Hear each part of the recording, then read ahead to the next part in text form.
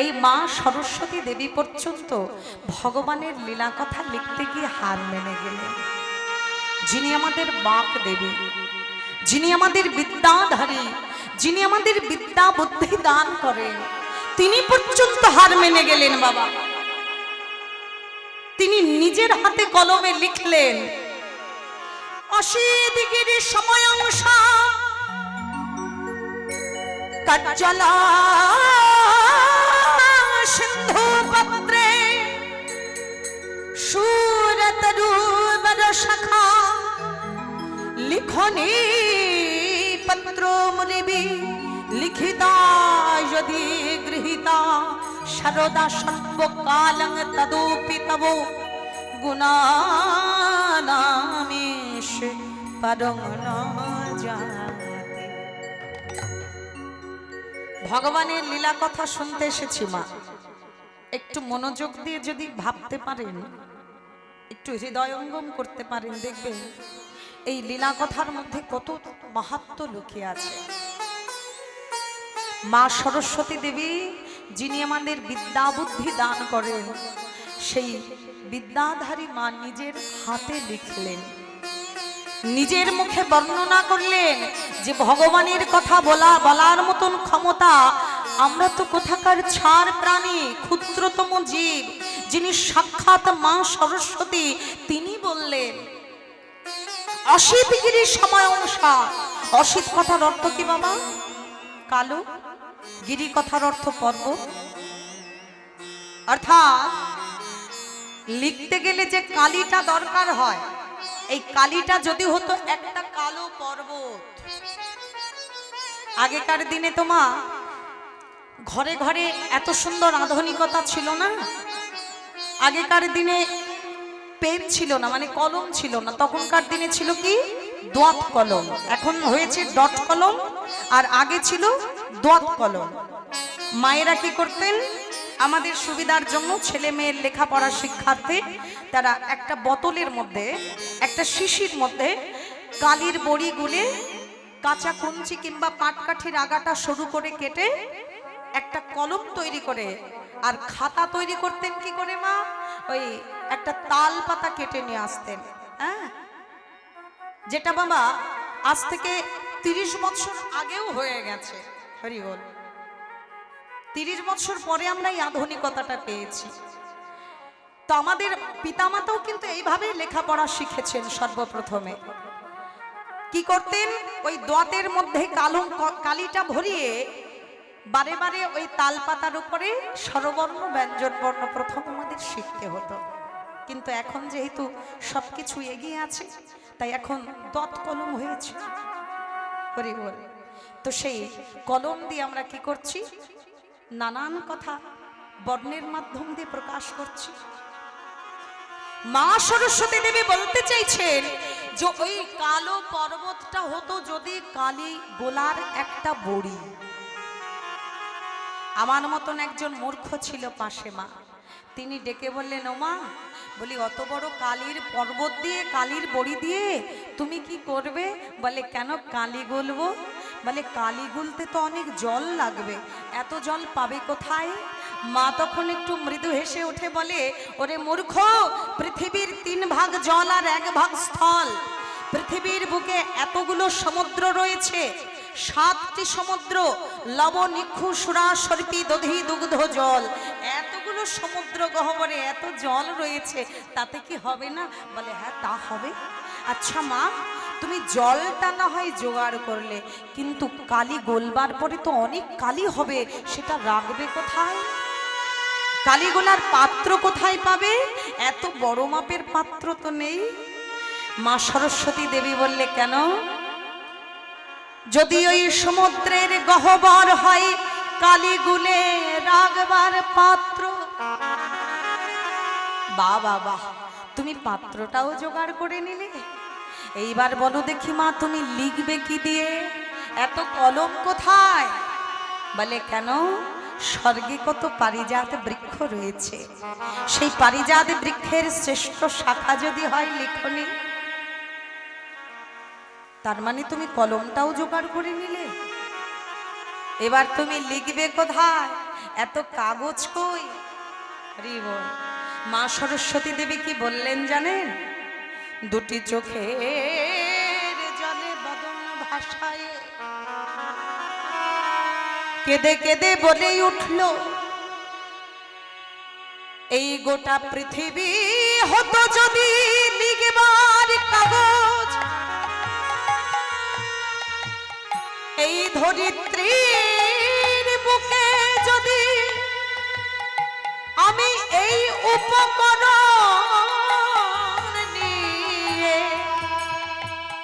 সারা জনম ধরে যদি লিখে যায়, এ কথা শেষ হবে না, কথা শেষ হবার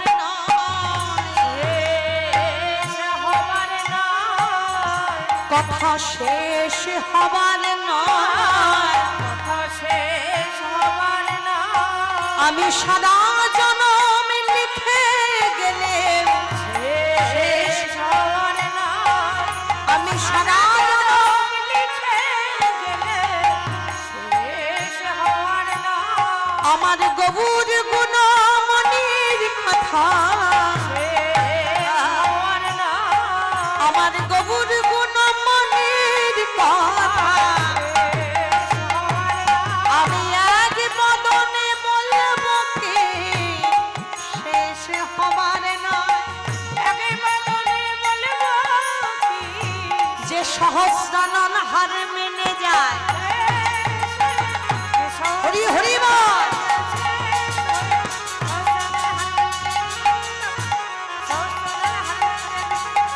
বলি শেষ হবার নয়।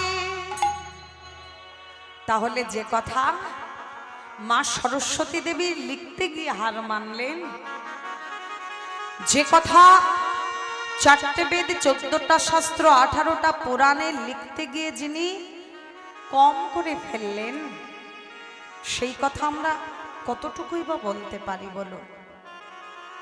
সবই আপনাদের কৃপা, সাধুগুরু বৈষ্ণবের আশীর্বাদ আর ভগবানের মহিমা, এছাড়া আমাদের আর কোনো ক্ষমতা নেই। মা এই বাঁশিটা কে জানো? মা হরি বল।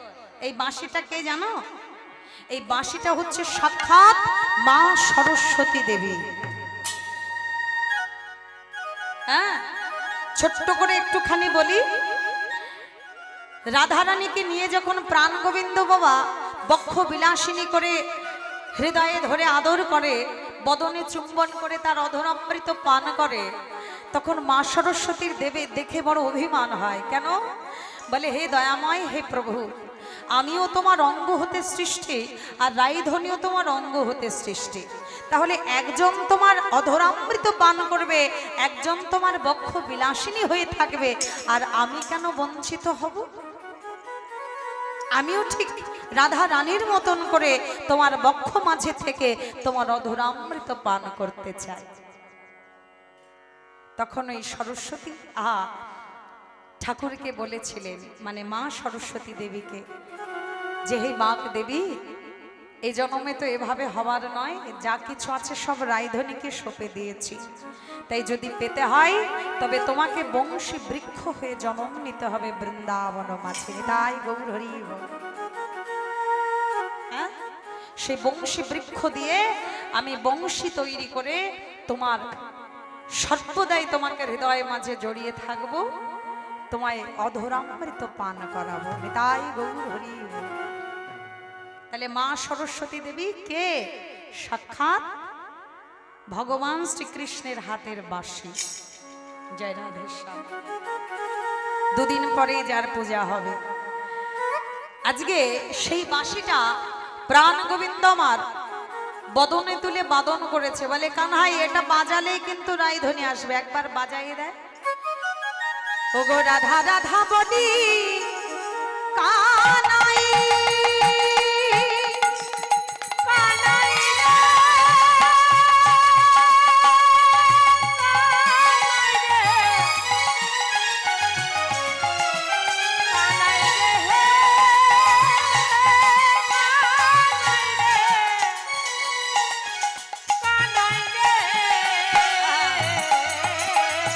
ও গো রাধা রাধা বলি কানা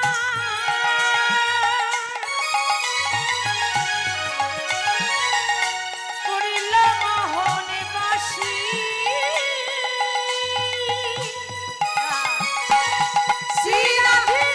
শ্রীরাধিকার কারণে তাহা প্রবেশিল আসি শ্রীরাধিকার কারণে তাহা প্রবেশিল আসি ও গো রাধা বলে বাঁশি বেজে উঠিল রাধা বলে বাঁশি বেজে উঠিল ওই রাধা নামের সাধা বাঁশি রাধা বলে বাঁশি বেজে উঠিল রাধা নামে সাদা বাঁশি বাঁশি রাধা ময়ার আর জানে না রাধা বলে বাঁশি বেজে উঠিল রাধা বয়ার আর জানে না রাধা বলে বাঁশি বেজে বাঁশি রাধা উরুধ্বনি আর রাধা বলে বাঁশি বেজে উঠিল রাধা বয়ার রাধা বলে বাঁশি বেজে উঠিল বাঁশি রাধা রাধা বলে বেজে উঠিল শ্রীরাধিকার করবে তাহা প্রবেশিল আসি আবার শ্রীরাধিকার করবে তাহা প্রবেশিল আসি রাধারানীর কর্ণ মাঝে ওই বাঁশির সুর বেজে